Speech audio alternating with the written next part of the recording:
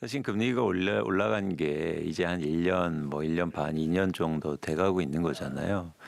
그런데 결국엔 물가가 의미 있게 내려가지 않으면 금리도 내려가지 않을 텐데 자산을 갖고 있는 입장에서는 막 금리가 내려가면 좋겠다 이런 희망들이 너무 시장에 많이 가 있는 게 아닌가 생각을 합니다.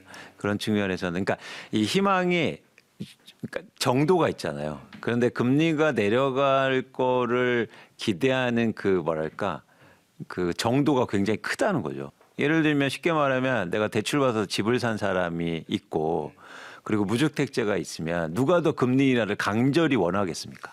무주택자분들은 뭐 금리가 내려가는지 올라가는지 물론 관련이 있지만 그러니까 열망 차원에서 그러니까 훨씬 더 크잖아요. 이런 열망들이 시장에서 막 전망으로 이어지는 것 같아요. 근데 내가 원한다고 해서 시장이 바뀌는 건 아니지 않습니까? 일단 그런 측면에서 저는 금리 인하에 대한 어떤 기대가 너무 성급했던 게 아닌가. 인플레이션이라는 게 쉽게 지금 잡히지 않을 가능성이 커요. 이 이유는 예를 들어서 미국 같은 경우에 그 임금이 올라가고 있고 그리고 미국의 물가를 산정할 때 예를 들어서 주택 비용이 굉장히 큰 비중을 차지해요.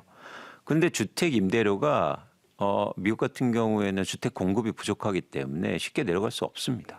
그러니까 그런 구조적인 측면도 있다. 그래서 여러분들이 너무 금리 인하에 대한 기대감을 크게 가지면 안 되는 게 좋지 않냐 그렇게 판단합니다. 그리고 이미 이제 하는 총재도 어떤 말을 하냐면 뭐 미국의 기준금리도 중요하지만 한국의 물가도 중요하다. 그래서 근데 또 한국의 물가가 쉽게 떨어지지 않는 상황이기 때문에 특히 저는 한국의 그 장바구니 물가가 그러니까 기본적으로 소비자 물가보다 높은 거를 주시하고 있어요. 그러니까 뭐냐면 인플레이션의 또 중요한 건 뭐냐면 기대거든요. 기대 인플레이션이라고 그래갖고 물가가 이게 쉽게 안 떨어지고 더 올라가는 거 아닌가라는 일종의 기대가 더 커지면서 쉽게 물가가 안 잡힐 수도 있다라는 생각을 갖고 있습니다. 그렇다 보면 한국의 기준금리가 뭐 빠르게 인하되기는 좀 어려운 거죠.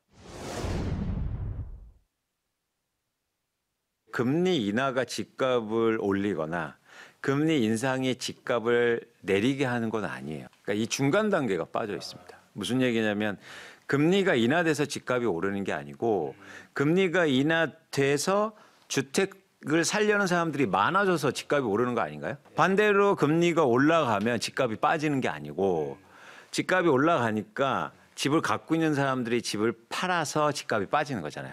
이 중간 단계를 빠뜨리고 얘기한다는 거죠. 왜 이 말씀을 드리냐면 그러면 금리 인하가 주택 수요를 일으키기 위해서는 예를 들면 금리 인하 폭이 크든지 아니면 금리 인하 때문에 내가 뭔가 소득이 증가하거나 아니면 대출이 증가하고 그리고 집값이 살만한 주택이 많아서 이런 어떤 동인이 필요하다는 거죠. 그런 측면에서는 예를 들어서 금리 인하 폭이 뭐 0.25% 포인트 정도 내려가고 이런 게 과연 주택 수요를 불러일으킬 수 있느냐?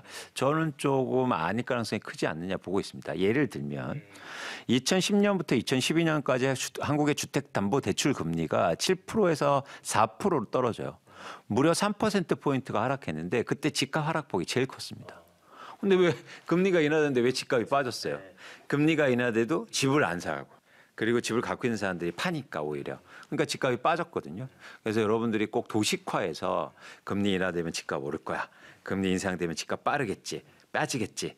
이렇게 도식화하는 건 사실 좀 맞지 않다 그렇게 보고 있습니다.